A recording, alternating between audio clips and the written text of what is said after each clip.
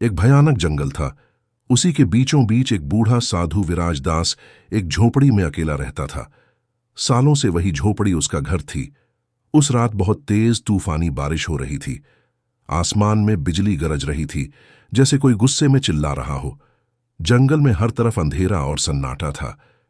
विराजदास दरवाजा बंद करके अपनी झोपड़ी में बैठा हुआ था, ताकि बाहर की बारिश और हवा अंदर ना आ सके। अचानक झोपड़ी के दरवाजे पर किसी ने दस्तक दी। साधु चौंक गया। इतने डरावने जंगल में इतनी रात गए, कौन हो सकता है? हिम्मत करके दरवाजा खोला। सामने एक नवयुवती कन्या खड़ी थी। बारिश में उसके कपड़े पूरी तरह भीग चुके थे। हर लकीर, हर शेप साफ नजर आ रही थी। वह खूबसूरत थी और डरी हुई भी। साधु ने पूछा, ए कन्या, तू कौन है? इतनी रात इस जंगल में तू यहां क्या कर रही है?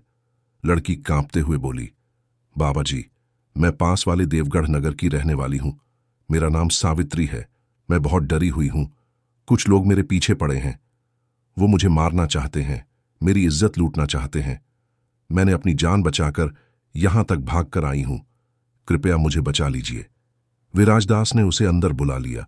उसके लिए चटाई बिछाई और दिया जलाया। झोपड़ी में अब सिर्फ दिए की हल्की रोशनी थी और बाहर तूफान की आवाज। सावित्री की आंखों में डर था। वह कांप रही थी।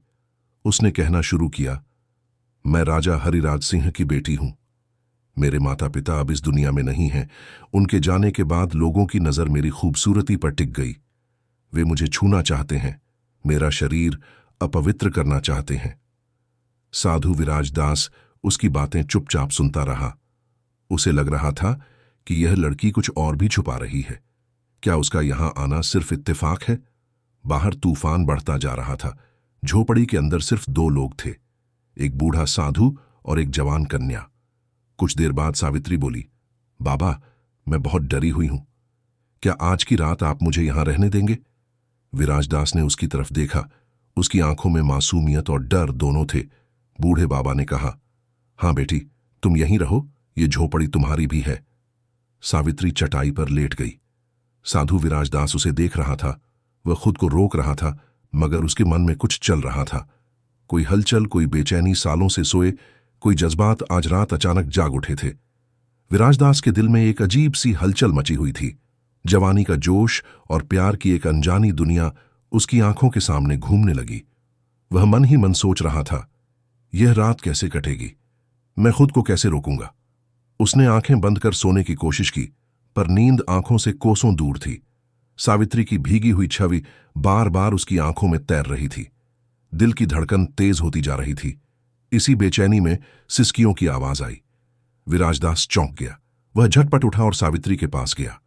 देखा कि वह लड़की रो रही थी। उसने नरम लहजे में पूछा, ए सावित्री, क्या हुआ? तुम क्यों रो रही हो? लड़की ने कांपते हुए जवाब दिया, मेरे साथ कुछ ऐसा हुआ है जो मैं किसी को नहीं बता सकती।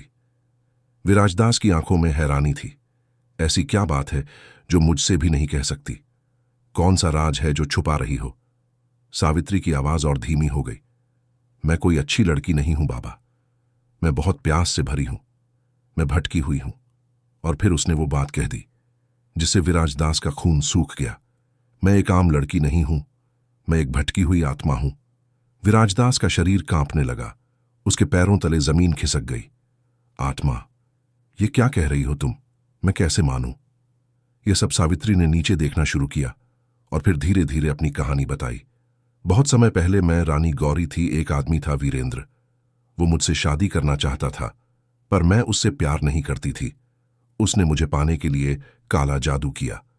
मैं उसके जाल में फंस गई और वह जबरदस्ती मुझसे शादी कर बैठा।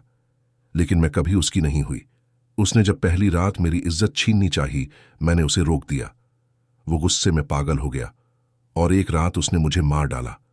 मरते वक्त उसने कहा, तेरी आत्मा तब तक मुक्त नहीं होगी जब तक तू किसी पवित्र इंसान या साधु के साथ हम बिस्तर ना हो जाए।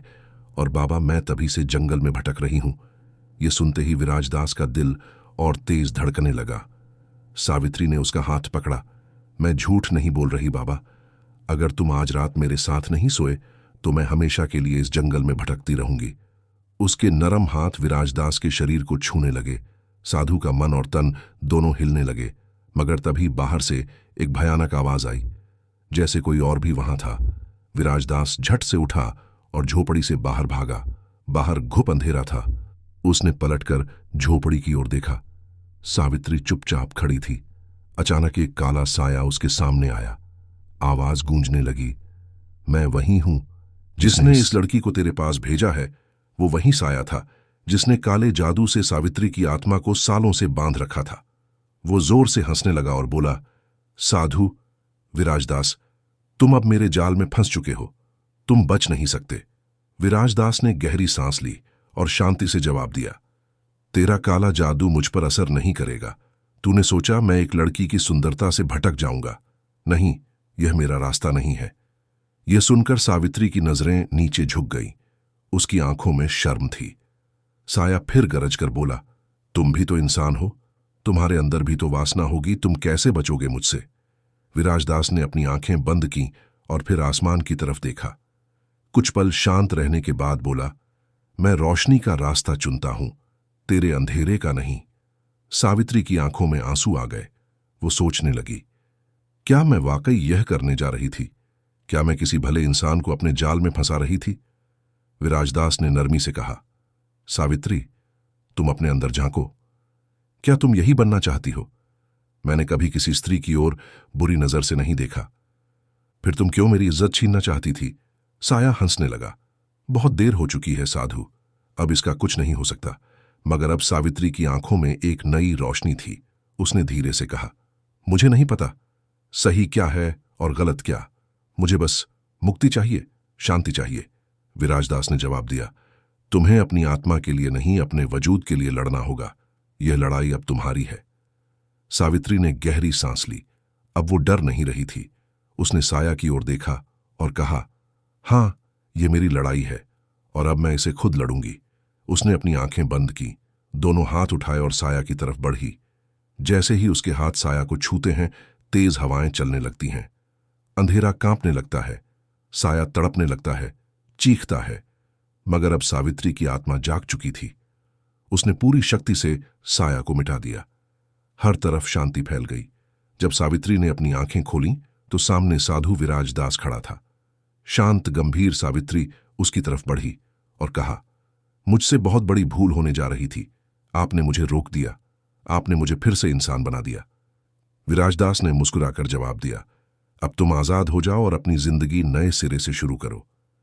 सावित्री ने सिर झुकाया, आंखों में आंसू लिए और हमेशा के लिए उस जंगल से निकल गई। अब उसकी आत्मा मुक्त थी।